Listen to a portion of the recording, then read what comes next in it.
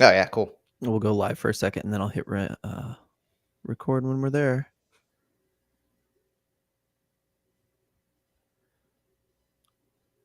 I just got the alert. There it is. Yep. I always have to turn down the volume after I click on it. I didn't even ask you if my volume's okay. No, you're good. I actually adjust it now. Everyone's always within a range that I can adjust it. Look at us. Look at us. Getting better. Getting better. I think it's funny that our U21 team is in the Kentucky-Tennessee conference. I agree. I have not looked at anything, if that makes sense. It's just funny to me. Though that's better than the World Cup conferences or whatever regions. Oh, yeah. I'll be right back. I forgot I left my wine in the other room.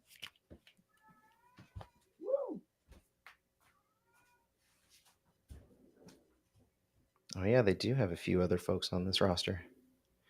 How about that?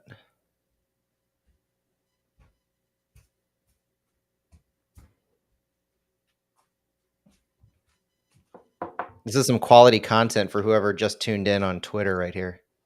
Have you ever noticed that I don't really wear pants when we do these? I can honestly say I've never noticed that. I figured it was obvious, but I thought I'd just like mention it so it wasn't like a elephant in the room. My my office/studio is in my basement, and it's always freezing here, so I'm always like wearing a jacket or a hoodie That's or nice. something. I like that. I can't wait for the winter. It always gets nice and cozy.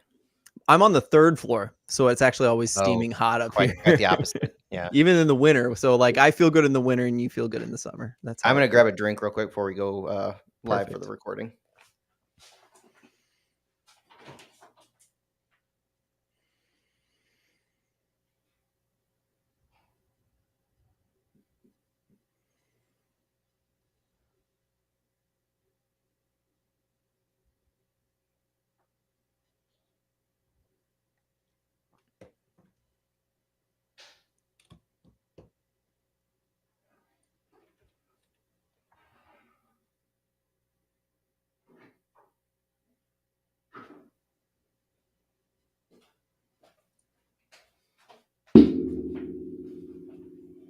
Ooh, was that a guitar? It sounded like you ran into a guitar.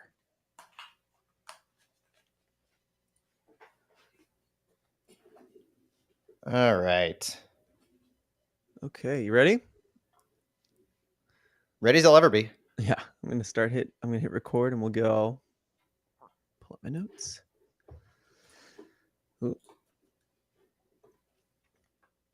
Welcome everyone to Flyover Footy. I know it looks like there's only 2 of us today, and so far that is true, but Santiago is on the way to rescue us from making fools of ourselves, right, Matt? We're just biding our time until the pro gets here. Exactly. And he's been a pro. I've been wanting to say this. I'm going to say it when he's not here. Santiago, and I didn't want to tweet this because I was afraid who might read it and it might come off as like an insult. But since no one watches this, I thought I'd say here he is, actually, speaking of the devil. Santiago. How awkward. I was just going to say, I'm biased, and I think I've sort of said this before, but like the stuff, when you go to these press conferences, you always tweet out the best stuff after, and no one does it except for you. And so like you're like tailor-made to be my soccer reporter. And so I just wanted to say you've been doing a great job, man. And I love the stuff you do. So thank you. Oh, thanks. I didn't tweet anything today. I was kind of busy at work when I got home, so I skipped work. To tweet anything. I just assumed and wasted all my time on videos. I just assumed there wasn't an interview since I didn't see any of Santiago's tweets. Yeah, exactly. I saw Phil's videos come out and I was like, oh, what happened? Yeah, sorry to disappoint, but yeah, I'll get back on track next time. Well, to be fair, you're doing work on the hashtag STL football. That's what I know.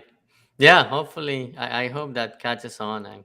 I like it, and I think it will be good for especially for the Spanish speaking folks, and I think even for the English speakers, I think it's a nice hashtag.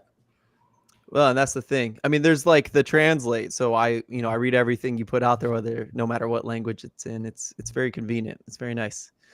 But yeah, speaking of today, we did go to the press release. There's videos you can watch, and I'm sure Santi's gonna post some good stuff. But that said, there was no like crazy announcements today. Usually there's something like some kind of secret that they can announce or whatever about new players playing. And there was one good thing in the videos, I think, especially good thing in the videos.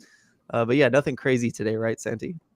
Yeah, nothing major. Obviously, as usual, we try to get more information on the venue for that last home game, but yes, basically I was told nothing new. There will be an announcement soon, but I don't know. It's getting close, and the stadium is almost finished. But I think it's gonna be too tight. It's gonna We're be a really hearing tight deadline.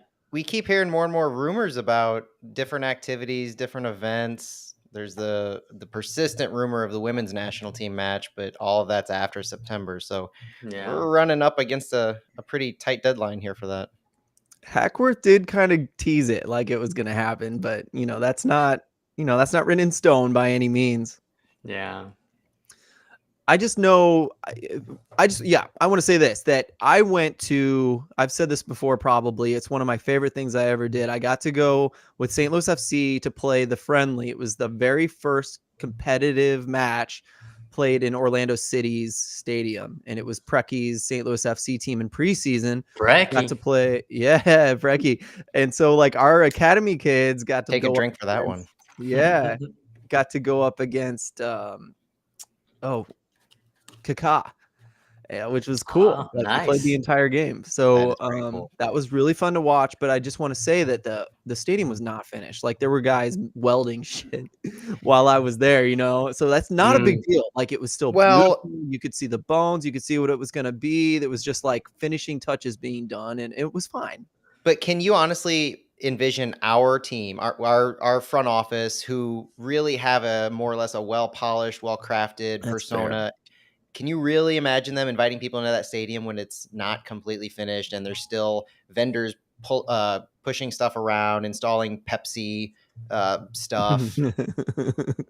yeah, I, no, I I don't see it. I don't see it until it's like not completely polished with like banners and stuff all over the place. But I mean, you're gonna have to be well enough done to where it gives off that finished vibe. I agree Yeah. with you. And I always err on the side of like just do it. Everyone's gonna love it. It'll be fine. And that's not good. That's not good. So So here is a thought. Could it be, yeah, the game will be there, but could it be without public? Awful decision. That would be that would terrible. be terrible. Yeah. Yeah, Completely I think dislike. That's people a would that's be a very Flyover Footy disappointed. consensus. Yeah. Smash Yeah, that dislike button. yeah. What about, okay, so if the stadium isn't ready, is the practice fields an option? What do you think? If they pull in some stands, which we still don't know if they have. Right, like, and I was hoping, Matt, you will know, like, if there were gonna be a stands, but like, I did some research and I couldn't find anything, but I I was, was looking back on interviews and seeing what I could find back when they talked about like the Soma district. They haven't used that term in a long time, south of Market. True. But even back to then, when they were talking about the practice fields, I couldn't find a single thing about having stands or seating. And even looking now at the videos of it and watching, so there were some things posted today, and you can look at the stadium cams, the practice fields. The netting seems really tight to those Yeah. fields, and so they could put, I don't know where they'd really put seats on yeah. the touch lines, much less the end lines up by the team store. I So don't I know. drive by there weekly to drop my son off at the climbing gym, which will not exist shortly. R.I.P. soon. Yikes. Yeah, it's through September. Like we're gonna have a good finishing day celebration sort of thing. But yeah, so like I keep thinking there's a hill that we could put stands on that's beautiful, but I think that might be a visual illusion. You And I gonna create keep a meaning to downtown check berm? on that. Yeah, basically like a berm, but I think it's the retaining wall. I think it's straight up and down. I keep meaning to look at it closely. I think I'm wrong, but that would be really cool if there was a hill, like an overlooking. I Yeah. keep saying that even if they're not going to have stands for the U21s, especially who are going to play on those training fields here pretty Yeah. soon, even if they don't allow fans, I guarantee I'm not saying I will, but I guarantee people will try to get into the hotels around there. They'll try to get on, watch from the wheel. People are going to try some creative things to get to see people play. You're going to see some pictures from some very interesting locations if they don't allow fans in there. Yeah, the wheel would be a blast. It'd be like Right. Sorry, I would have liked to comment on the tactics of this end, but I was at the bottom of the wheel, not the top of the wheel. Right. I missed the goal because the wheel took too long. Exactly. All right, guys. We've wasted quite a bit of time, but it's been a lot of fun. Let's jump right into the games that we have not covered. And we're going to go all the way back to Vancouver. I actually don't think we've covered the home game before that, but we're going to start with Vancouver today. And I will also put out the caveat that we've all watched these games, but the feeds were in and out. They were absolutely terrible. Sometimes you couldn't even tell who the players are. Santiago and I were talking about that today, like trying to get the last game put together and just like, I don't know, what'd you see? Not much, a bunch of blobs in a, pixelated blobs on a screen. So, but we're going to do our best today to talk about what happened. The basics of Vancouver versus St. Louis is an assist from Simon Betcher for the first goal for Vancouver. They scored one, and then St. Louis had 4 unanswered for the win. So that's the basics. Santiago, did you watch this one? Can we go to you next? You can talk about a few things, perhaps. Yeah, sure. I watched. Yeah, I had some people over, so I was kind of on and off. But I watched the highlights afterwards, and one thing that I really liked, like if you look at the goals that CD2 scored, like especially the first goal and yeah, the first goal for sure. Yeah, Like it's like it shows what this team is about. Like press, recover the ball, quick transitions, and you score.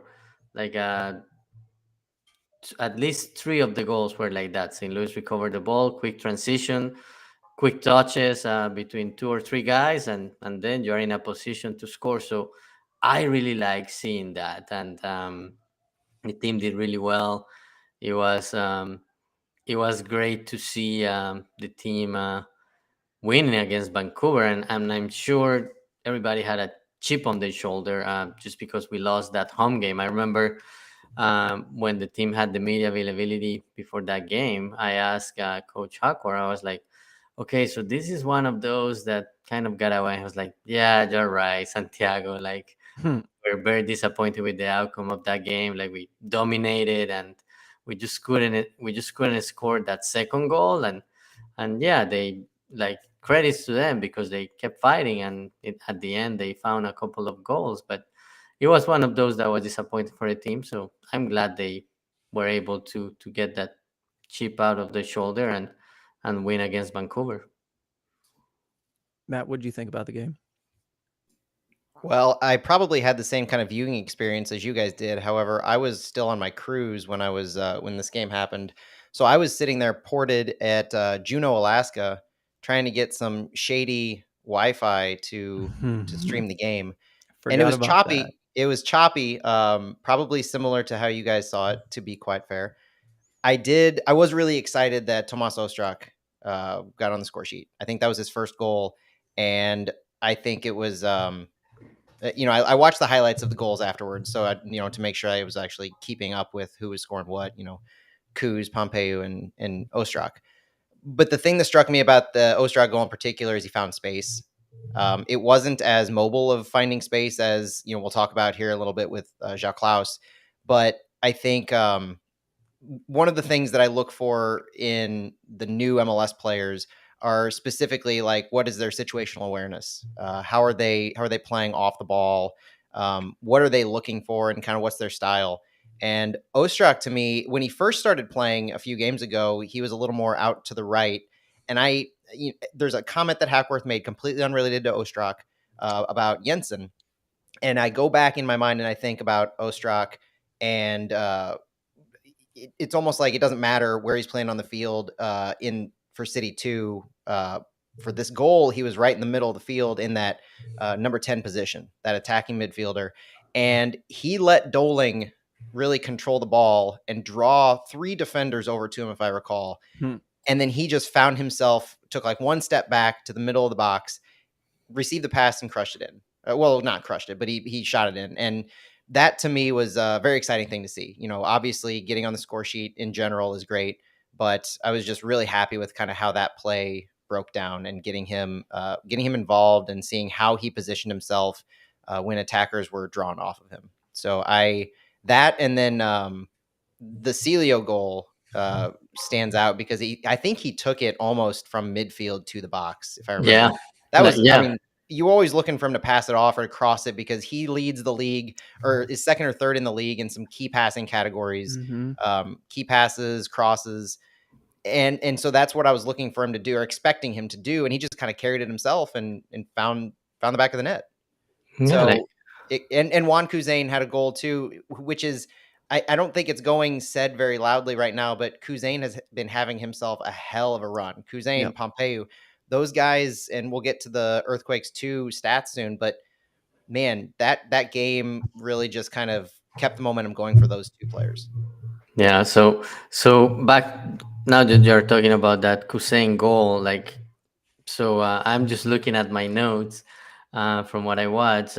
It was a ball that Kyle Heaver he won a duel and then got to Watts, and then Dolling and Diaz participated too, and then Diaz assisted Kusain. So, and it was a really quick transition. So I was really impressed by that. Yeah, I remember you saying that when it happened. It really, and I had to watch it like 3 more times after you mentioned that. That was good. That was a good catch from you. You guys touched on what I wanted to touch on. One being that I do worry about our new players until they score. I am nervous for them. And so Ostrak especially, I was a little worried about, and Klaus even more so. But Klaus, I forgot this, but Klaus assisted that Ostrak goal, so that I should have been keyed in a little bit that he was on those way up in the Ascension. Was it Klaus or was it Dolling on that one? I think Dolling had come in for him by that It was Klaus. It was Klaus. Was it? Yeah. Well, it depends on if we trust the MLS Next Pro website. So that's what I was basing it on. If they support my point of view, then I'll defer. Yeah. I'm gonna have to go back and look at that replay again. But yeah, I thought it was Klaus, but at this point, actually, there's been another game, and we all know what happened in that game. So like, we're not worried about Klaus anymore, right? But that's my first thought. On that in a moment because I've got a lot of thoughts on that one. Oh, good. But we should touch it on the next game. Well, but you're totally right about Ostrak on this one because the game before that or the time before that, what I was alluding to is seeing him on the right side, and I'm fully expecting him. And you know, I want to ask as the season gets on and as we start getting to MLS next year. But is Ostrak going to take that number 10 role? Because we have a left winger in Jensen signed. Not saying these guys are going to be in the starting 11. We have a right winger rumored to be signed or signing, Rasmus Alm. So Ostrak, when you look at where his heat map usually is, it's in the middle of the field up there. So I see him where Diaz usually plays for City 2, right there in the middle. And so that would plug him in as the playmaker. And we've seen news and heard reports of him as having that playmaker role and ability. So I'm glad he was in the Whitecaps 2 game playing in more of the middle of the field. And I saw him a little bit too in the Earthquakes 2 match. So I want to see more of him there. Actually, once he has more minutes and maybe gets a start here by the end of the season, what he can do in that role. It's something to watch. I never looked at his heat map. That's a really cool one for you to mention, Matt. But I just also wanted to back up that I've been paying attention to Pompeu, that he's more of a playmaker than he is a goal scorer. And that's like not something I noticed till you mentioned it. And then in the same way, I wonder if we could find a conversion rate stat. I feel like Diaz and Kuzain have been like our best finishers this year as far as chances taken and how many of them are scored. I'd be interested to see that. Well, on the Pompeu front, I mentioned leading in the top 2 or 3 in the league in some of the key passes and crosses. Mm-hmm. He along with Kwame and Ezra on that left side, almost interchangeable, any 3 of them. They're the ones who had, up until just lately, led me to really believe we might not need a true number 10 because a lot of our playmaking is coming from our wingbacks. And I think it's pretty clear that they're acting as wingbacks. They're not acting as traditional fullbacks. They're really getting high up the field, whether it's DeRosa, Pedro, Kwame, any mix and match of those guys. And I think we see a lot of in preseason, dating back to preseason, we saw a lot of this in the overlapping runs they would make on the left with Ezra and Celio on the left-hand side, right up by those fences. I vividly remember them and thinking, this is where our playmaking is coming from. We're moving the ball up the field, and then we're drawing the defense out to the corners, and then we're getting it back over to the middle to score the goals. And Doling even does that from time to time, where he'll get really deep into the corner, really deep into the box, and then draw defenders over and play it back to the middle or to just outside the 18. That's how Akil gets a lot of his goals. And so same for Diaz as well. Yeah. Yeah. And that to me is something considerably worth watching, is where's our playmaking coming from and what part of the field? Because I've started to see a couple comments of, well, it seems like a number 8 or a number 10 are the ones that we haven't signed yet for City. And we need, every good MLS team has a good attacking number 10. But the way Celio has been playing in this offense is to me, a really good indicator of how we might not need that necessarily. Yeah, yeah, and numbers are numbers and positions are positions. And so, I've heard a lot of people talk about, like, I think when Americans were starting to learn about like tactics and things like that and numbers on the field, that we do get hung up on formations and number designations. And it's cool. I don't know the intricacies of it, but I know that's how Man City operates in zones, right? It's not about what player plays what position. It's just like there are zones and there are certain players that are expected to do certain things in each zone, and they don't have to be a 10, but they can operate as a 10 for a certain amount of time in a game. And so Santiago and I were talking about today about like Klaus, like he didn't look comfortable going out wide, but like I think our team's used to Doling going out wide, just like you mentioned, Matt. And so like Klaus ended up wide several times. And, I was talking about the Klaus cross because he didn't look like he wanted to cross it, but he just like, that was what his option was. It was a beautiful cross. And it led to a goal. It led to a goal, and the other one created a chance for sure. So it's been funny to watch that. And it's funny to see like Klaus naturally being pulled out wide because it's just how that team operates. And I'm curious if that will continue for the MLS team. Who knows, right? Who knows with all these players that are coming in. If we see it though, we have to attribute that to St. Louis City SC2, right? We're going to be like, if that happens, it's ingrained in them now. if it happens, it's a true testament to the system.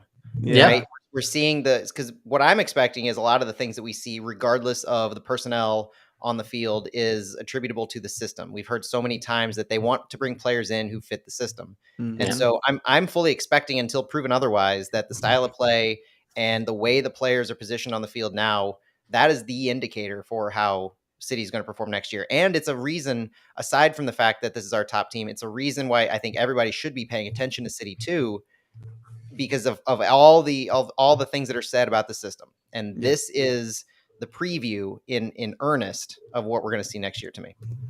And that's my favorite thing. I love watching, like, what are we going to see? Who's going to go where and how are things going to work? It's been really fun to kind of watch that and then talk about it with you guys, especially. It's been fun. Let's talk about the next game. We were talking about Klaus making some crosses in this game, and that happened, but a lot more happened other than that. I'm going to do my best to kind of list some of these things here. Well, before you list them, let's just say City 2 rewarded us for staying up late on a Sunday night. They absolutely. That was a great game. Oof. Yeah, it was a circus in a way. There were 2 goals, the second of them being Selmir Pedro with his weak foot from well outside the box on a rebound, just slammed it into the goal. It was a beautiful thing to watch. And then how many minutes later? Hold on, I'm going to count it. He scored in the 38th minute, and then 45 plus 1, he gets a red card. Not even in regular time. So that happened at the half, right? So the rest of the game, St. Louis City 2 is playing down a man. And then they score 2 more goals down a man. Do you agree with the red card, though? Do you think no, that was... No, I haven't seen the replay. Have you guys? I saw it. Yeah, I meant to ask Hackward today, but I forgot. That wasn't a red card. The only way it could have been a red card, and I think I was talking to Brian Simpson about this. The only way it could have been a red card is if they were denying an obvious goal scoring opportunity. That ball was too long. There's no way. I get that he was the last defender, but the way that ball was passed, the opportunity that the attacker had, no. He I'm wasn't sorry. gonna get And the to it. fact that it was outside the box, Yeah, no. Was it outside the box? it Yeah, was. they Yeah, gave a free kick to it, not a penalty. I yeah. apologize.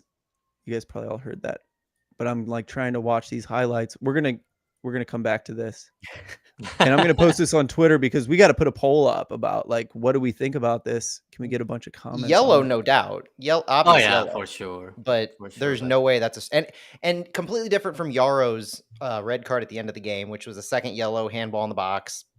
Okay, fine. This was a straight red for a foul outside the box where it was a long pass, kind of a build up in play. There was congestion there in the middle. No. So what I said originally, I'm just gonna play devil's advocate because we need a balanced argument here. It is if you look at it like he gets by both defenders, and it's important that we say he gets by both defenders because it's Pedro and Hebert, and the runner's running between the two, closer to Selmier, and Selmier does foul him, right?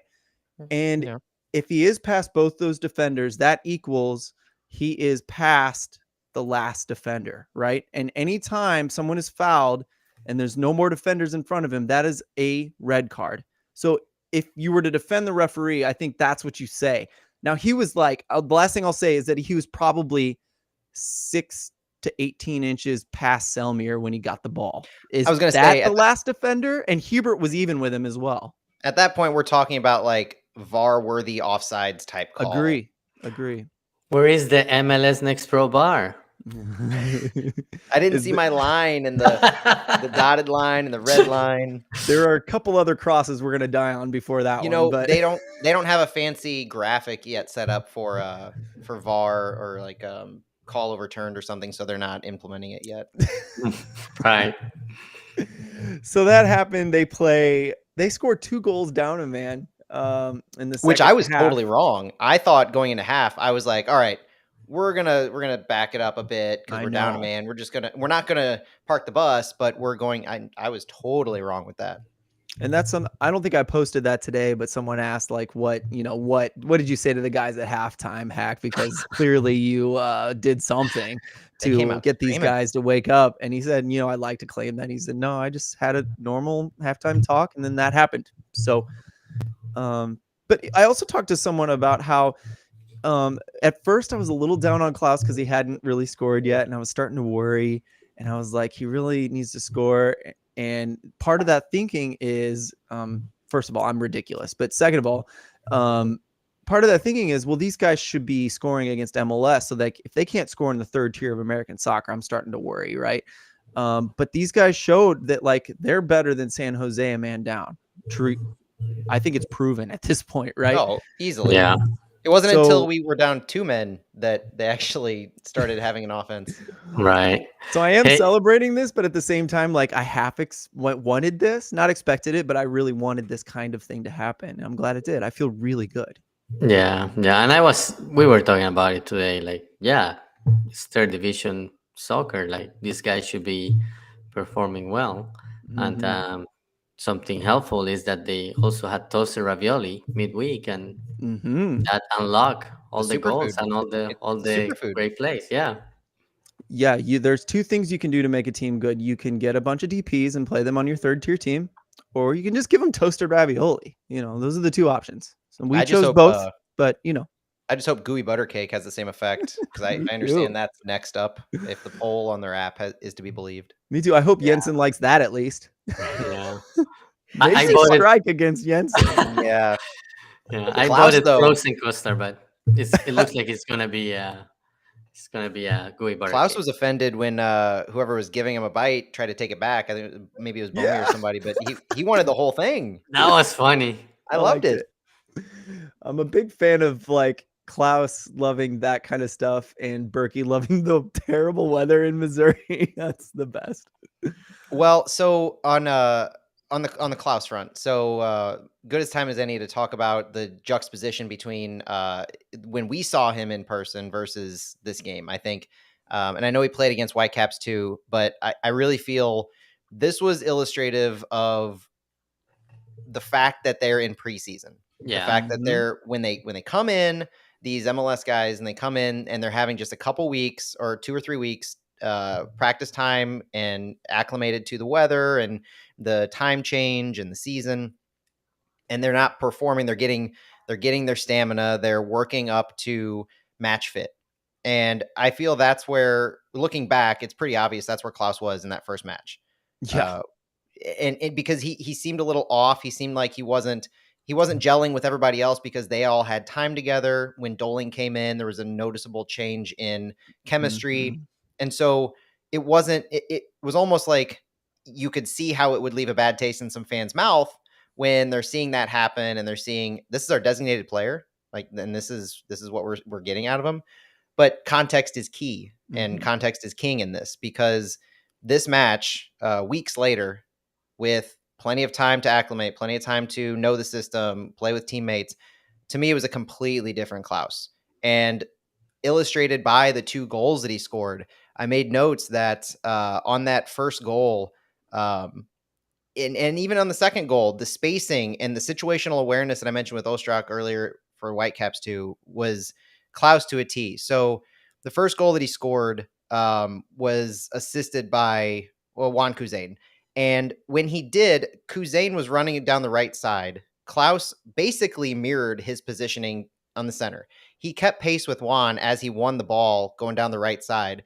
And the moment, you'll know, you can check there's a highlight of this you can check. The moment that the defender who was marking Klaus took a step towards Juan, who was moving in towards goal, Klaus took a step back, created space for himself, and he looks back. He looks around himself to see where his defenders are for a split second to know that he has enough time to receive the pass, settle it, and then score. And so you're not just seeing the stamina of being able to keep up with the pace of play. You're not just seeing the ball smarts. You're seeing that complete situational awareness and the positioning that we all want to see and we expect to see out of our designated player. So it's more than just Klaus getting a goal there, but everything that goes into it was just phenomenal to see. And the fact that he had the awareness and ability to make such a quick snap judgment of what he had time to do, even in 3rd division. I don't care what division it is and where you're playing, like that was fantastic to see. And then in the second half when he scored a goal, it was almost the same type of thing where Kuzain won the ball at midfield. He passed it back to DeRosa, who kicked it long to Sergio Rivas, I believe, on the right-hand side. And then Rivas brought it down to the end line, and it was almost this like surreal cross on the ground where it just happened to pass everybody. Klaus again created space for himself by noticing there wasn't anybody behind him, took a step back, received the ball, and planted it about had to have been 2 feet out of the line. The fact that he's able to make these snap judgments, putting himself in position both times in the box where you would expect that true number 9 to be, was more than heartening. I mean, that was exciting. That was the kind of thing to get you like fired up and amped up for what he's going to bring to us next year. Agree. Especially that first goal. I was like noticing the veteran, logic that was being calculated at every given moment. It seemed like. Santiago, any thoughts about this game?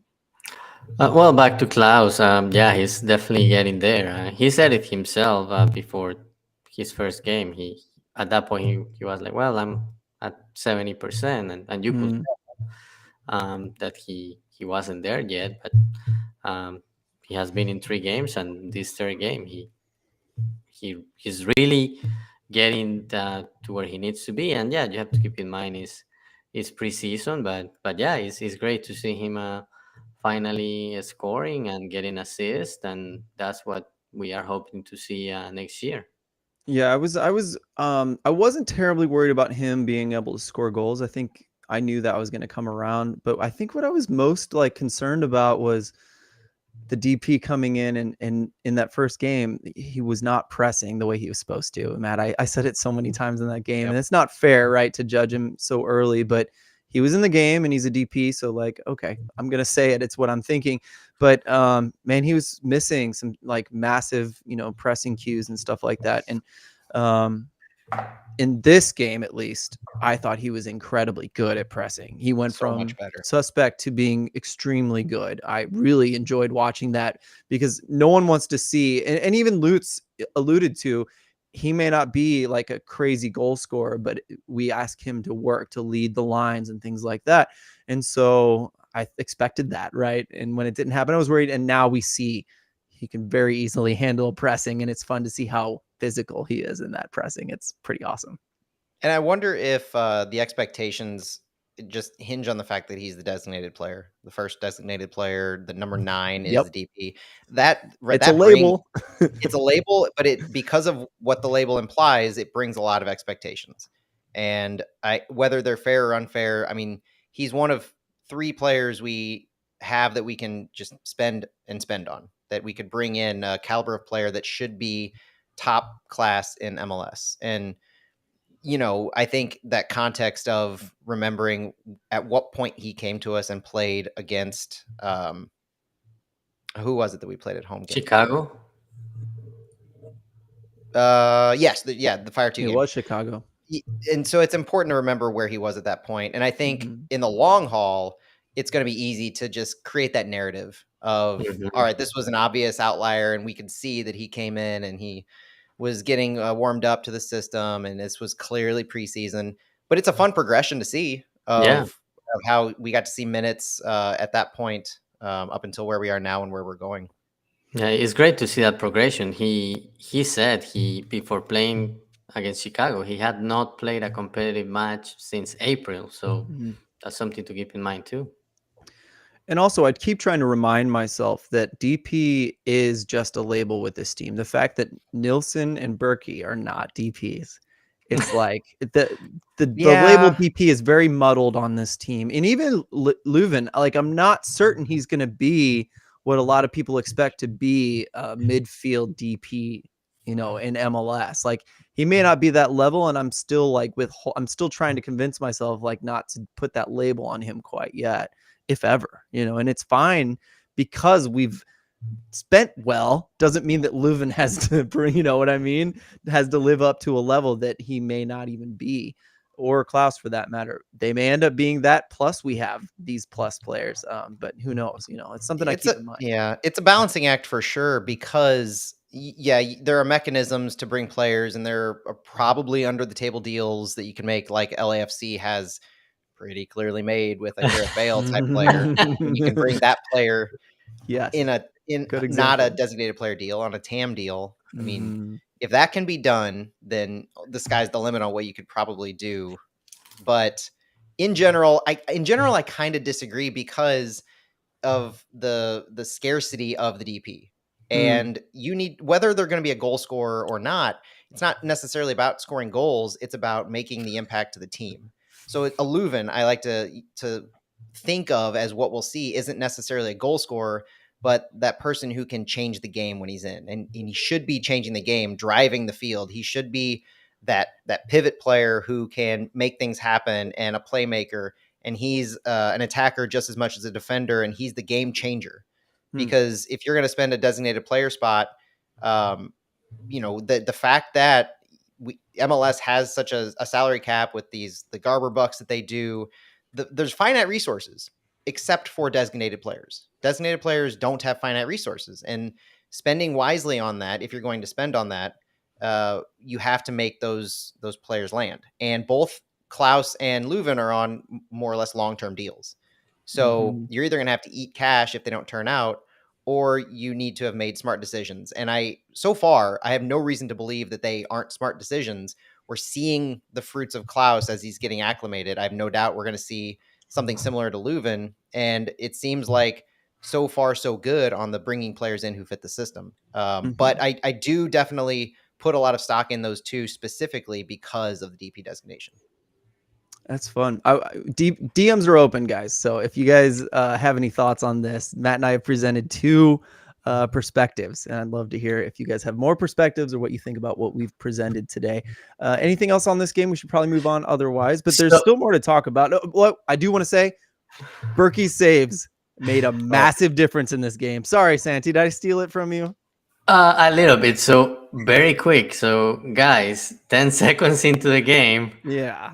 San Jose almost scored. Terrifying. Great save by Berkey, but I look at that replay multiple times, and to me, it looked like San Jose really studied what CD2 does, and they had a play ready to go during the kickoff. And we asked Hakor about it today. I said, yeah, it was a good play, but I think he said the Rosa, like kind of a slid, and that kind of led into that, but still looked like a good prepared play by San Jose. But yeah, obviously Berkey was there to make the save, but. It's interesting because that's probably something that our teams are going to look at, not only for the initial kickoff, but for other game situations. So yeah, it was interesting to me. Well, the overall stat line was kind of interesting because San Jose had more shots than us. They had more Yeah, shots on goal. This was not a typical City 2 defensive game, and I felt early on, and Berkey was very deserving of man of the match. He yeah, deserved a clean sheet, honestly. And the fact that he was in net, I think, kept us in the game as long as it did, and kept us with the lead that we had for as long as we had it. I'm not saying that Creeker McGrain would have definitely let in goals, but some of the saves that he made were pretty world class type saves, and the consistency that he was making them. And I also thought in the first half, at least, that there was kind of a comfortability with him in net that allowed us to continue our higher press than maybe we otherwise would have. Maybe we would have dropped back some of our defenders or midfielders a little more, or not have been as aggressive as we were, which caused some of those goals. And so, I mean, it's a cascading effect, right? Berkey's in there. You have the comfortability. You can push up, and pushing up means you score more goals. And when you get beat, or when you're caught in that high press, you have Berkey there to save you. And we saw that a few times for sure, where I firmly felt that it was because of Berkey that we went into half with a clean sheet. I thought the commentator. Go ahead, Santi. And you can tell that Berkey is also like getting in shape and get it to where he needs to be.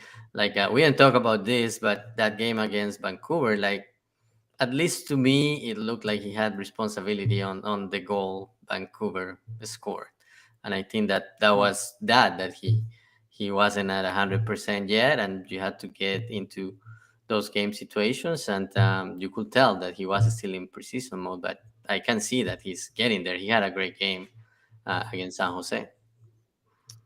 Yeah, I thought the play-by-play guy was pretty good in this game. He mentioned XG throughout the game. And so I actually, after the game was over, I still didn't check. I thought they might have outdone us on XG. It's 1.68 XGA at least to 2.39. We did beat them in that battle. But the other thing was that Berkey's distribution kind of blew my mind in this game. I mean, I've seen St. Louis FC get better throughout the years. I thought Kyle Morton was very good at that and being a good positional goalkeeper. That Tomas Gomez was one of our better distributors. This was freaking next level times 2. The guy was incredible in distribution, and that is going to pay as long as he can be like an average stopper. And I think he's going to be above average. I think our building out of the back is going to help our offense so much in MLS based on his performance. He had like 80+% passing accuracy, and he had a considerable amount of long balls too. The guy was pinpoint on a lot of his passes, almost all of them. DeRosa got like 5 of them, like dead on chest. You know what I mean? Down the sideline, at least half the field, if not more. I mean, the dude was incredible. So we're very spoiled, and we're going to be spoiled for a while, I think, because I don't think he's going anywhere. So that was being spoiled in MLS Next Pro is, I think, going to equal being overly competitive in MLS. I agree. So I'll take it all day. Sorry, cut you off on that, Santi. That's not good hosting there. I should have let you say it. No. All good. Let's talk about this. This is let's see. We're at 40 minutes. We got plenty of time, guys. This is good. This is going to take up a lot of time. MLS homegrown territory rule change. We're gonna destroy you with this one. Homegrown rights on every player in territory is gone. This is reported by Paul Tenario of The Athletic. Details also with Sam Stejskal. Teams have protected player lists at the academy level. They have set compensation for non-protected academy players who leave quickly. I just think this has been long overdue. This has been something causing massive problems. If you guys know the Kappas story about what he had to do to go to whatever team he wanted to do to get freedom of playing, he had to go outside our country. It's unacceptable. People have been claiming players they have no intention of like investing in ever, and just claiming them to try to get a paycheck. This is unacceptable, and this helps that. I'm not saying it solves it, but that's all I'm going to say. I'm going to let you guys just go crazy with this one. Go ahead, Matt. The illustration to me of why the system needed to change was Caden Clark. Yeah. And Caden Clark grew up in Minnesota before Minnesota United had an academy system. So he played club ball in Minnesota. Minnesota United didn't have anything for him. So, what was he going to do? He's playing club ball. New York Red Bulls wanted him, but the Minnesota United club had his homegrown rights. And so he couldn't sign with New York. He was blocked, completely blocked, unless he wanted to sign with Minnesota. So New York wanted him. New York ended up sending $75,000 in allocation money to Minnesota United as compensation for the sheer fact that he was raised and grew up in Minnesota. Minnesota United had nothing to do with his development. He was just happened to live there, happened to be super talented, and drew the eye of New York. And so Red Bulls wanted him. So they had to pay $75,000 just to be able to bring him over. And Minnesota United got money for doing nothing. An absolute sham of a system. And the reason that to me is the illustration of why this needed to change. The homegrown territory concept, we talked about it a while ago in kind of wondering how it would work in city, where the line would be drawn between here in Kansas City and Chicago. Because when you hear homegrown territories, for those who don't know, it is literally a geographic territory around your club, wherever they play, that says if you live in this radius, your rights in MLS belong to that club. And so Kansas City could lay a homegrown claim on Juan Kuzain because he grew up in St. Louis, even though he was, how far are we from Kansas City? 250 miles? I mean, geography should not drive the inherent ability to play for a club, and it has been for up until now. And that's kind of the easy way to describe it is if you live in a certain area, your rights in MLS belong to a club. So this completely changes the landscape 95% of the way. I think there's still like that small, and I think this was the concession of the 9 players, and we'll get to the official thing in a second, right? There's a small concession, but otherwise this is the change that MLS has needed to make forever. And of all people, I don't want to give Peter Vermes too much credit, but he's been the public face of this. He's been the guy who, and his quote was used in The Athletic of a club shouldn't have rights of 500,000 players that they have nothing to do with just because they live near where the club plays. So props to him if he's been the one championing this throughout all the committees. And kudos to MLS for finally doing this. I know that there's going to be a lot of naysayers or harpers of, they should have done this a long time ago. This is too little too late. But no, it's not too little too late. It's long overdue, but this is how it should be going forward, where you focus on your academy and the players that you have invested in and that you've spent time developing as the players you can protect. Santiago, what do you think? I really like it, and I didn't realize Peter Vermes was such a big advocate. Me either. That until I read the article from The Athletic. Especially because he tried to claim Josh Sargent. I mean, it has to be said, right? Like, come on, man. He does have a measure of self-awareness. Yeah. I was actually going to make a joke. I was like, does this mean St. Louis can finally claim Josh Sargent? Is this what it is? I wonder. But no, I know that's not it. But no, I really like it. But clubs will need to be really careful on who they put on that list. And you will always, it'll be interesting to see who will be the first club that misses on a player that they didn't put on the list and ends up being like a top player playing for USMNT and playing in a top 5 league in the world, and the club that claimed him is gonna make millions, and that's gonna happen. But yeah, it puts emphasis on the development. And yeah, clubs are gonna miss on a player or two, but that's part of it. The one thing that I'm a little worried about when I was reading the article is that, and I'm sure Matt is going to provide all the details on how many players and all of that, but the fact that if a club doesn't have a U19 team, Mm-hmm. they will have, I think it goes from 54 to 40. Yep. And I was wondering, like, how does, like, I wonder if City 2 thought about this, and maybe the fact that they have a U21 team comes into play. But it'll be interesting to see that development. But we don't have a U19 team right now, and if St. Louis doesn't get any credit for the U21, like, will they change down the road so they can protect more players? It'll be interesting to see developments on that. I took a shot and asked Sam and Paul on Twitter and did not get a response of what about a U21 team outside of MLS Next? Does that count? Right. And I as I was typing, I'm like, it's not going to count. No. Like they're not Yeah. going to answer me, and it's not going to count. Like I mean, the rules are what they're going to be under 19 because that's the highest age level in MLS Next, and that's clearly the criteria they're using here because they mention U15, U17, U19. And those are all age groups where if a club has that age group, they play in MLS Next. So that's obviously where the development is coming from. And it's encouraging clubs to create teams in that league. But Phil, if you'll indulge me, I can just kind of break it down real quick. So I want to hear about the holes in the rules. That's what I want to hear about. Yes.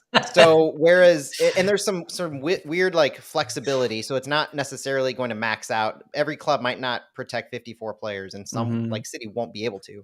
But whereas the previous rule was all geography based and it included the academy. So Sporting Kansas City, who had been part of this system, they had a massive geographical footprint around Kansas City that basically went to halfway towards like Colorado, for instance. And so halfway between Kansas City and Colorado and Denver, that's the line for where the homegrown territory was between the Rapids and Sporting KC. So that's a massive footprint. Like anybody that you are able to identify that grew up in that location, if they want to play in MLS, Sporting KC owns their rights. That's what the old system was. The new system is that MLS teams are going to be allowed to place up to 54 players on their protected list, 45 of those who play in the academy and 9 who aren't in their academy, but who live in their homegrown territory. Yeah. And that's where you get into we almost got rid of the territories because now you can only protect 9 players and you have to put them on a list. So if they're not already identified and on a list that you have not playing in your academy, maybe they play for Lou Fuse, maybe they play for Gallagher, and you put them on your city protected list, but they're not in your system as one of your 9. So 45 in the academy, 9 who aren't in your academy but are in your territory.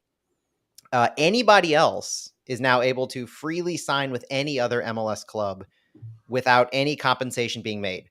The Caden Clark situation would only have happened if he was one of the 9 that they had identified and protected. So it could be that wouldn't have been resolved, but the massive, by and large, that would have been resolved. Now, in the club's 54-player protected list, there gets to some numbers of each age group. So from what the reporting says, teams must protect a minimum of 10 and a maximum of 20 players from their respective U15 and U17 academy teams, MLS Next academy teams. Now, we have a 14, 15, 16, 17 team. So the assumption based on this article is that you can protect a maximum of 20 players from that younger group. Ages. Yeah. Yeah. From the younger ages. Now it says teams must also protect a minimum of 5 and a maximum of 15 from their U19 age group. Now, that's where it gets a little dicey for City is like Santi said, we don't have a U19, we have a U21 that doesn't play in MLS Next.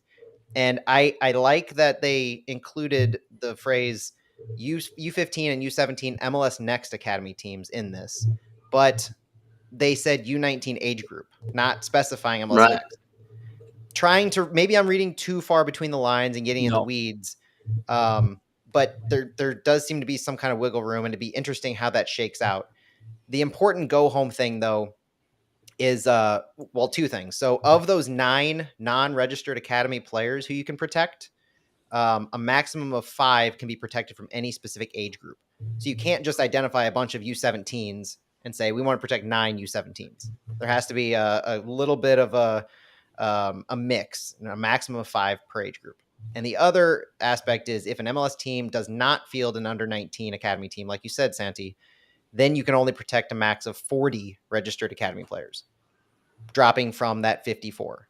So that takes you immediately down from from where you would be if you actually had an U19 team. So it's really 5 players you lose because it's 45 from the academy, 9 protected non-academy, up to 54 total. This way you're losing out on 5 players without a U19 team. So it's not like the end of the world. We can still protect 49 total, even if that's the case. And you would assume that we're going to max out who we look at from the other clubs in the area. I think that kind of is the underlying tone that I immediately thought of when I read this, of non-protected players. We don't have formal relationships or they're not part of our academy at Gallagher or Fuse or any of these other clubs around the area. We're going to protect 9 of those throughout the age groups. Yeah, that's what it boils down to. And so the biggest hole in this to me is clearly the homegrown territories still exist. And it doesn't provide complete freedom and flexibility. It gets you about 95% of the way there. And I think one of the interesting things to follow in St. Louis is who's going to be the first few that we actually find out are on City's protected list from Gallagher, especially, and from Fuse. Exactly. Because that's going to be the biggest stir that I think happens in St. Louis, where we didn't invest in them. Gallagher did, but we own their MLS rights. And if another team wants them or they want to go somewhere else, they have to pay City compensation. Yeah, the only thing is those lists are usually like private. Like it's not like 100%. Yeah. Until a transaction occurs. Right. That's when you find out. Yeah. So we won't, unless we find out through private channels of like family or somebody talks, we won't know until a deal is made, like Caden Clark, like something actually occurs where they go to a different team, or they sign a homegrown contract with St. Louis. Then it'll be kind of like, okay, they were pretty clearly on the protected list, even though they won't have to pay compensation because they'll sign from City. So there's a couple ways we might end up finding out, but initially, this is one of those like completely abstract things. This is one of those things that it's not going to come into practicality for any period of time until something is newsworthy that actually occurs in a transaction. Matt, do you have the article in front of you? Yeah. And maybe I misread it, but something that caught my attention. I think it said that the deadline to submit the list was like August 23rd. It's a rotating list as well. So teams can update the protected lists every few months. One source said the next update will come in January. And the current list had to have been submitted by August 23rd. That was yesterday. Correct. Mm-hmm. So, I mean, obviously, St. Louis City has been operating in a way that they knew this was going to happen, right? Isn't it clear at this point, looking back? You would assume. Or else certain things might have happened otherwise. You know what I mean? Like making sure that we could lock down more players based on their geography, more so than getting them in our system.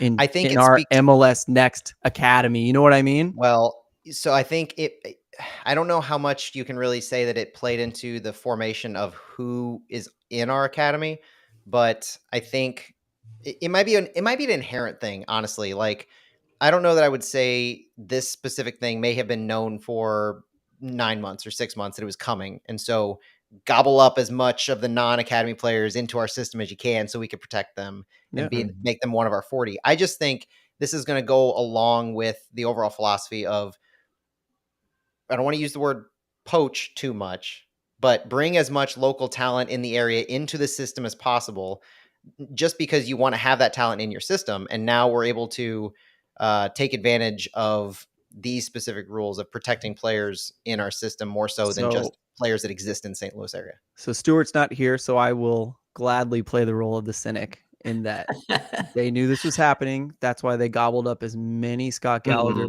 Anyone with any minuscule of talent was in that academy, in my opinion. You know what I mean? They didn't go too crazy. They could have gone worse. I'll admit that. But I mean, in my opinion, they were cynical. They grabbed everyone they could because it is a war out there, and that's how you win. It's good and bad, right? I'm not going to go all against it, but I do want to say one more thing. It's an overarching thought about this whole thing is that this is an improvement. This is long overdue. I'm not going to complain about it, but I will say that one of MLS's weaknesses, in my opinion, is just too many rules, because inherently they've got all these intricate rules. Even this new rule, it's like they did away with a bunch, but then there's like these intricacies about how you can do certain things and how many you can have. It's asking for more people to manipulate the system in the way that it was before. And so I just wish they'd just simplify it and just open it up. You know what I mean?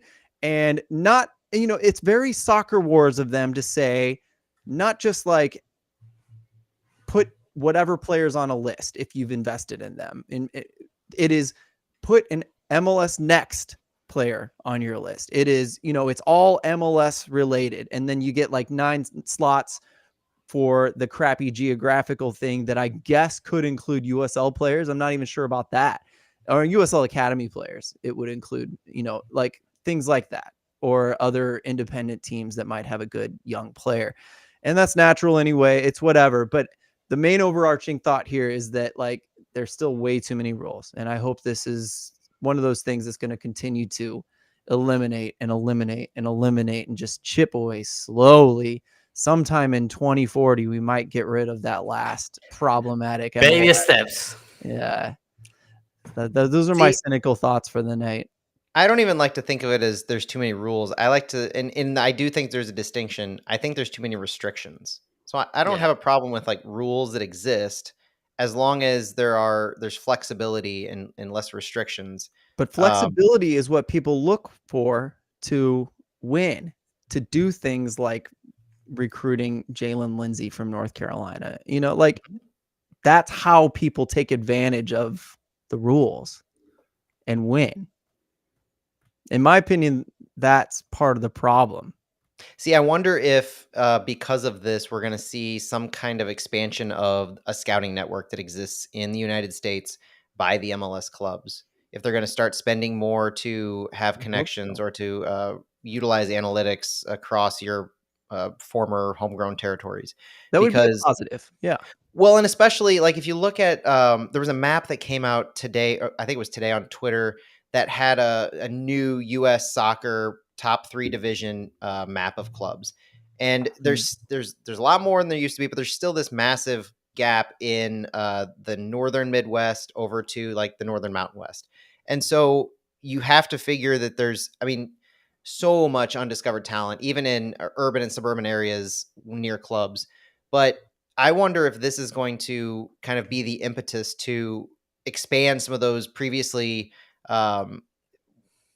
where you had no reason to have a scouting network in another team's territory. Now you can set one up where a team you might have knowledge that a team doesn't have a worthwhile network in a certain state or a certain area. And so you send a few folks out there to talk to some coaches to find out if there's some talent out there. This could be a reason for teams to expand their footprint of who they're looking for. And that's good for the game. That opens things up a little bit more. And it could be wishful thinking that teams would do this, but why not? Teams are having and it's expanding. It's less people falling through the cracks too. So like if let's say, for example, we'll say there's a Scott Gallagher kid who wasn't picked up by St. Louis City that perhaps someone like Cincinnati or Columbus wants, or perhaps Sporting New York City FC, or name a bunch of. So if this player in the previous system, if that player was inside Missouri, St. Louis City could say no and they couldn't go there, right? Right. Under the new system, that player, if they're not on a list, if they're not being invested in, except for those 9, then that player's free to go. And, that player wouldn't be held back by a club who might be a little too selfish, that might be ruining this kid's life. You know what I mean? That's happened for sure in this country, maybe in this city. You know what I mean? So homegrown territories encourage that. And that fixes this. That's a massive step.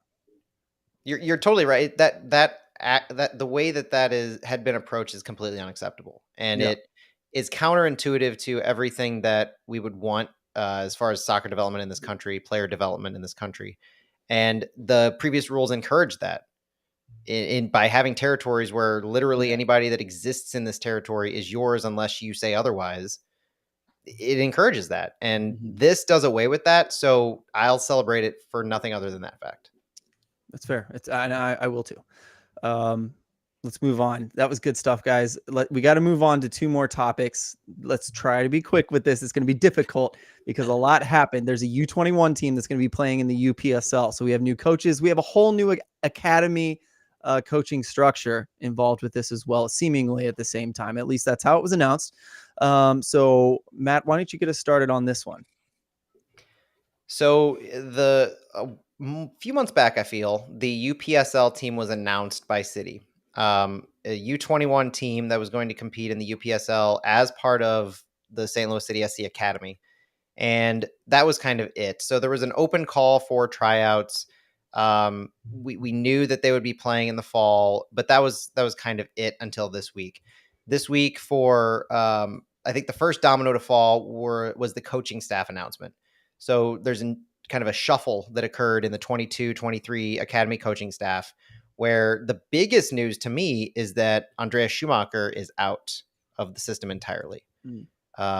Former U7, well, I don't even know if I'd call him a former coach. He was announced as a coach, but my understanding is that he might have made the trip to America and been a part of the system, but I don't think he ever brought his family over. That is very much a rumor. I don't have confirmation on that, but there wasn't, and I believe that's why he left the organization. I think it was something as far as the travel and had to do with the distance, but neither here nor there at this point. The academy staff now with the head coaches, we'll just go with mostly head coaches.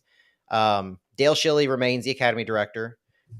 John Meliores is the U21 head coach with Luis Swisher as a U21 assistant now, which did get a few mixed reactions. You know, he had been acting, I believe, as the U17 head coach, right, Santi? Yeah, U17. So moving up in age group, but from a head coach to an assistant role, to me, moving up in an age group is a promotion.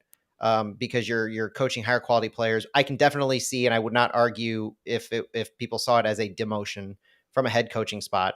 But the U17's head coaching spot is filled by David Critchley, who had been the head coach of the 16s. So that's a definite bump up for him, and kind of a nice nod to how well he had been coaching the U16. So I'm excited to see what he can do for that side.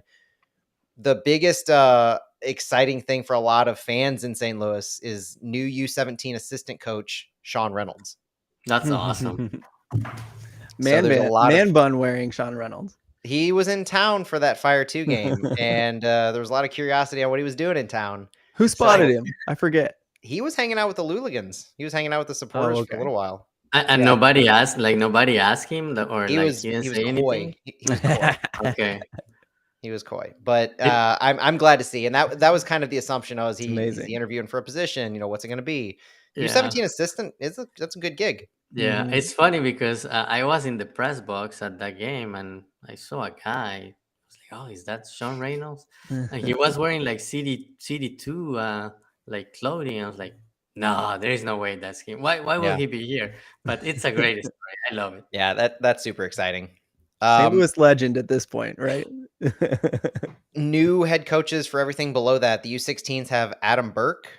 The U15s have Anthony Wallace. And we had known previously the U14s have Megan McCormick. That's right.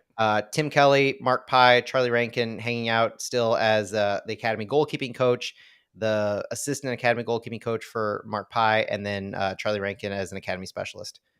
That kind of rounds out the head coaches, some of the specialists. And honestly, the biggest news after that is something the city didn't announce themselves, but we kind of saw be posted online, were on the UPSL website are details about the staff that UPSL has listed for our U21s, the roster, and just recently the schedule. So, Santi, I know you saw just as I did the schedule, and you saw a few more players. Did you want to talk about the schedule or the players for our UPSL side?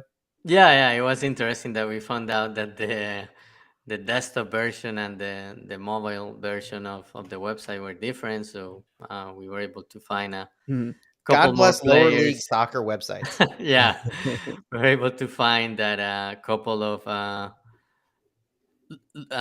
couple of players with Louisville ties were part of the roster. Anthony Cano and I don't have it in front of Sagar me. Bujo. Yeah, Demir Beganovic. yeah, Demir Oh, Beganovic. sorry. Joined the team, and Bolmar, Fritz Bolmar was also added recently. But basically, pretty much the base is players from the U17 academy. Some of the players had minutes with CD2, and we talked a little bit to Coach Hawker about it today. He was like, "Yeah, that's like the next step. We're having some continuity, and that's the next step for these guys." So it's exciting that we have not only the U21 but U14, U15, U6. Like you have like the whole pyramid now, which is Mm-hmm. interesting. I was thinking like back like 2 3 years ago when CDSC like published the pyramid. I remember in one of the Mhm. slides, one of the presentations they made, it didn't have like U14, U15. It definitely didn't have U21. So things have been evolving, and I think they have realized, okay, we need to add things and make this more flexible, so we have that really we really have that path to pro and have different places where players can develop. So it's exciting to have So everything. And the U21, as you said, starts playing this weekend. So the Crazy. first thing that I did when they announced the coaching staff is I went back and I actually took screenshots from one of those old town halls of the academy to see how what we have now juxtaposes against what they had announced. I think it was, when was this document? Back in like 2020, maybe December 2020 or something like that. They didn't list a U21 team ever. That's why this UPSL side was so interesting and groundbreaking to us, is that this was never anything discussed. They listed a development team way back when, but we always assumed that's what City 2 became. Right. And so it's possible that City 2 was the new thing and the U21s were the development team. But either way, one of them was always new. Now, they did from the beginning always announce the pyramid, the way the pyramid looks, and maybe we'll send out a screenshot of this on the Flyover account. But the pyramid has at the bottom soccer fundamental centers, U7 to U13, which is always like a satellite type thing. You work with the clubs that develop these players. And then your St. Louis City SC Academy was U14, 15, and 16. And then they had what they call a City Center of Excellence, which were the U17s, kind of that pinnacle of the academy, so to speak. And then they had a transition center, their development team, and then the first team. So, that was why when they started out and they announced the 16s and 17s and the 15s, for a while we were wondering, where are the 14s? You know, are they Mm-hmm. actually going to do that anymore? Is it? And then they hired Megan, and that became obvious. And now the U21s are the brand new thing to the pyramid, really. And so I found it interesting that it kind of stayed consistent as it shook out a little bit, but there's obviously been changes since then. And the UPSL aspect of it is the most interesting thing to me. And there are other MLS teams that have clubs in UPSL. So we're not breaking ground here necessarily. I think part of it is however a club wants to structure its older crowd, where MLS Next doesn't provide a platform yet for them to play. And for one reason or another, MLS Next maxes out at 19. They don't go up to U21s. Today, John Hackworth said that he also mentioned, among all the things you said there, Matt, that it'll be a really good place for these City 2 players to play as well. So, if there's guys not getting enough minutes, they're definitely going to get minutes with this UPSL side, and hopefully it's competitive enough for them. Well, one thing on the UPSL side that I have a question for you guys for is, we're also entering college season, right? And so, Nathan Ferguson today just announced that he was going to Akron. Oh, crazy. I missed that. Yeah, that So happened like just a few hours ago. Wow. Okay. So, City U17 Academy forward, City 2 forward. He's on the roster for the U21s. so are people like Josh Mayer. There are players who are on this roster who are going to college, and this season runs August 28th through November 12th. There's a fall and a spring UPSL season, similar to MLS Next. There's a fall and a spring season. Are we? How do you guys think this is going to shake out as far as the availability of some of these college kids, and are they going to be on this? Why are they on this roster if they're going to college? But in the case, and correct me if I'm wrong, in the case of Nathan Ferguson, he's not going to college this year. It's for next year, right? Yeah, he's a U17, so yeah. So he will be around longer. I think so will Josh. Yeah. Yeah, and same thing with Josh. Like I think they are committed, but it's not for this. So their commitments are for next year. So everybody from U17s. Okay. So that makes a little more sense.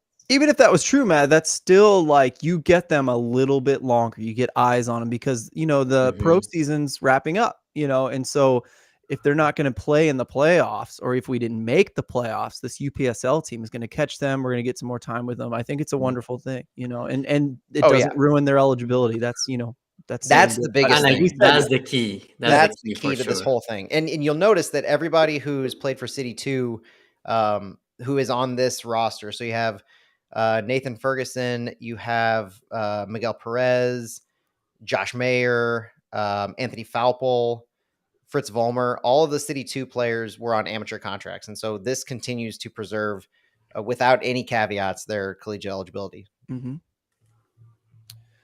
Good stuff, guys. We got one more. I want to ask you guys a question that was posed to us by Scott Winter, STL, on Twitter.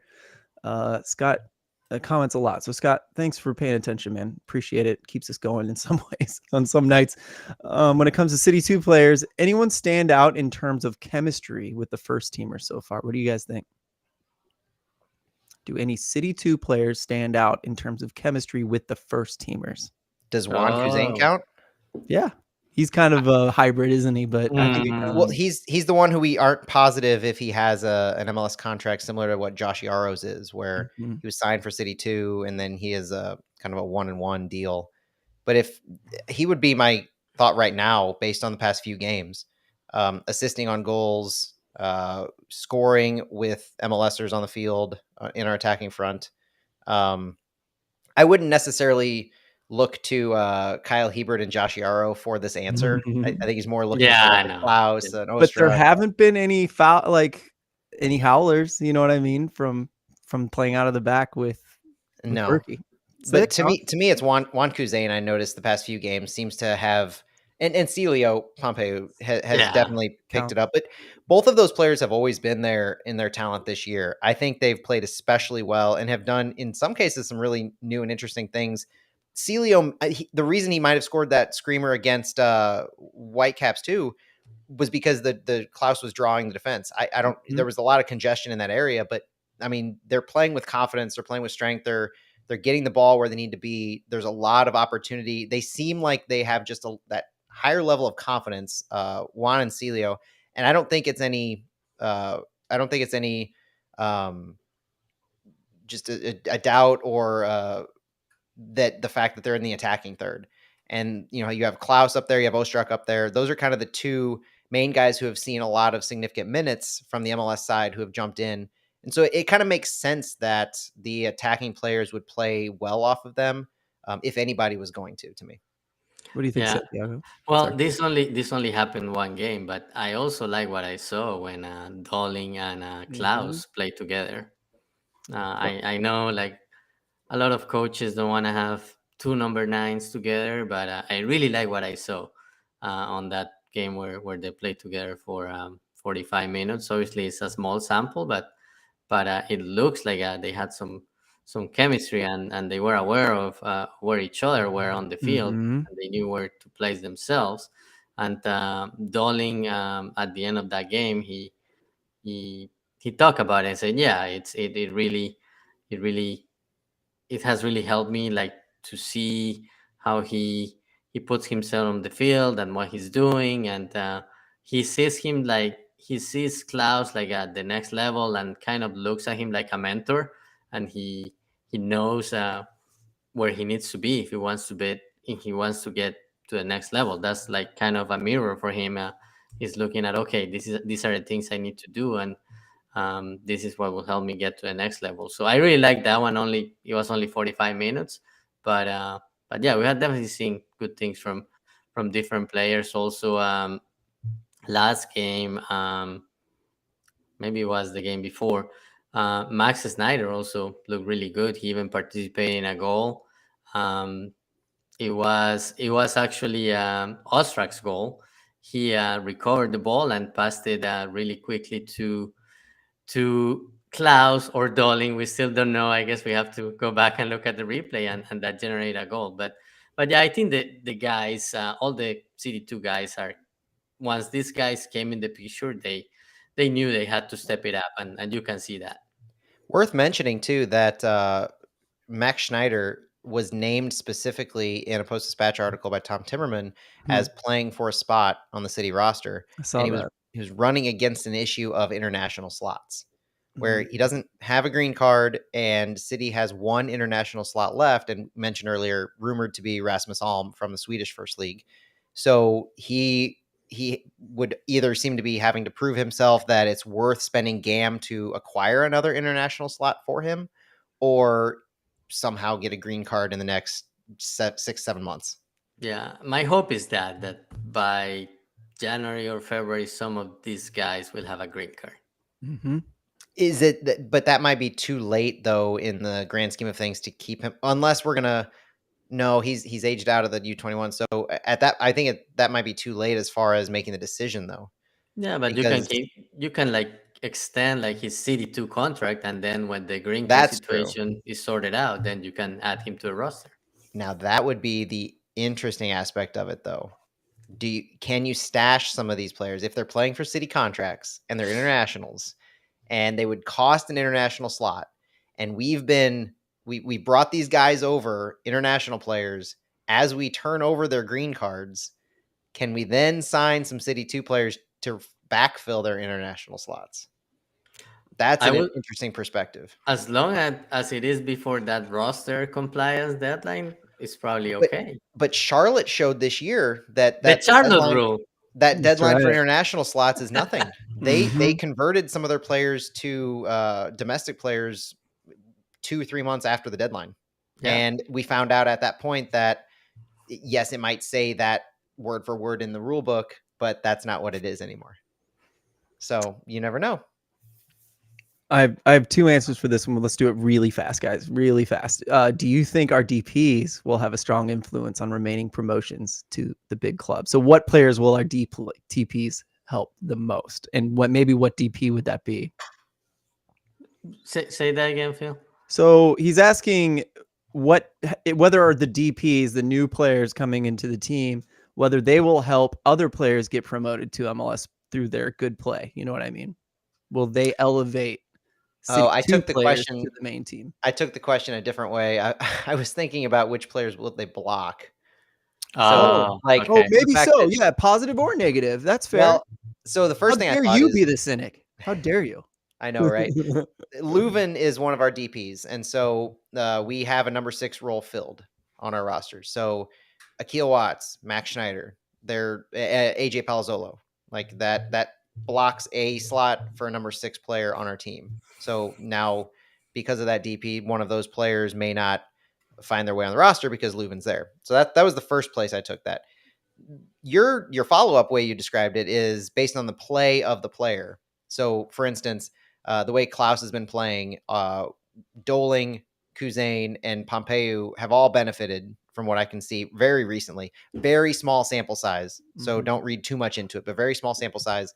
I could see those 3 players benefiting off of Klaus as he continues to be in form.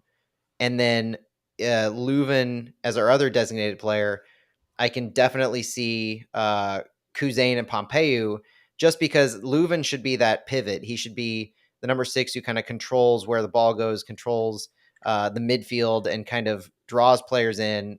And I also see a lot of benefit to our wingbacks based on how Leuven can play on defense. So if Leuven can track back appropriately on defense and cover a position, it may free up like a Kwame, for instance, to continue to push up a little higher and be a part of that attacking offense.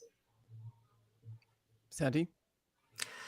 So if you think of starting, like guys who be on the starting 11, yes, you could see like, yeah, some of these DPs could block some players, but you have to have an expanded roster, and you need backups, and some of the CD2 guys could be MLS backups, and yeah, if they continue playing well, they will earn their place on the team or get more minutes. But yeah, I don't necessarily see as, oh, Leuven is blocking Snyder, or Klaus is blocking Dolling from moving to the next level. No, these guys could perfectly be part of the first team, and be on the roster, and be on the bench and get some minutes every once in a while, maybe play sometimes with CD2. But Mm-hmm. yeah, that's part of that progression and part of Mhm. that development. So I don't really see it as blocking players because you're getting some of these DPs and guys from overseas. I'm with you on that, in that, I've always advocated for the Red Bull 2 to Red Bull 1 kind of model. And Philadelphia Union did it too, where they expend so much energy on a weekly basis that you got to rotate in those two players regularly, not just sometimes, but like maybe they'll get, 15 games in a season. That would be really cool to see for some of those guys like Von Kuzane or Akil Watts. And Akil Watts is the one I was thinking of, where he takes those speculative chances in behind, popping it over their back line to a striker. We saw Diaz do it recently. So I could foresee Akil Watts getting like 4 or more assists if he's able to play as a midfielder, which he has been, to Jacques Klaus, and he just puts him away, or even Ostrak, the way that he's been playing as well. So would love to see that. And I do think that it does raise the possibility of some flyers being taken in some of those supplemental slots. So Yeah. the slots 21 through 30 on the roster have like lower floors for pay. They have more time spent with City 2 or the next pro team, as we've seen with other teams in the league. The MLS rostered players that we've seen on some of these other teams we've played, by and large, have been the supplemental slots. Mm-hmm. And so we're going to have a lot of players who are on our first team next year, but they're not going to see a lot of minutes with our first team unless they're maybe playing in a double game week or US Open Cup type situation, Leagues Cup. We have a congested schedule, and Right. they'll see a lot of their minutes with City 2.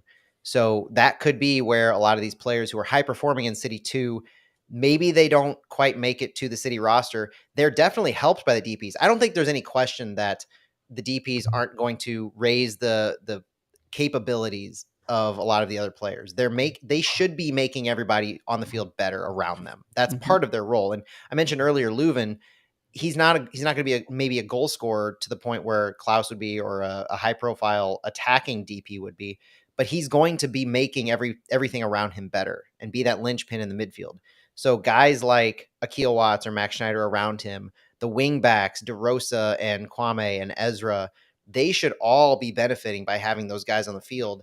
Maybe not now when they first arrive, or Klaus when he first arrived, but as Klaus gets in form, we've seen him, and as Leuven starts to get his sea legs under him and inform a little bit more, you're going to see a higher quality of play in both of those positions, to the point where the other guys around them will benefit. So maybe the easy answer is every single player on the field should be benefiting by having those two designated players on the field when they're in their proper form. All right, we got to cut it off there, boys. That was longer than we should have gone. Last thing is that we have a pool party coming up. Not me. I'm missing it, and it's really hurting me, actually. But Santiago, you're throwing a pool party, and you invited everyone. It looks like everyone but me can come. Yeah, we'll have some of the podcast crew. Yeah, so obviously Phil will be out, but Matt and Stuart will be here. Jake maybe, but still waiting to hear from him. But yeah, we're gonna hang out at the pool and then watch CD2 play. So yeah, excited about that. Santi, I told Phil right before you joined that we should ditch the wives for a few minutes and do a flyover forecast right before the match on Twitter Hey, Spaces. I like that. I like that. We should do like a very short one, but yeah, we should do it. Live and in person. we were doing the notes and we were like, oh no, we got to add this. We got to add this. And Matt was like, we got to ditch the Timbers 2 game. We can't talk about it tonight. And he's right. Thank goodness. So that's it. That's it for us, guys. If you've made it this far, thank you so much for listening. We'll be talking to you in a week, I hope. Bye, everybody. Bye, guys. See ya.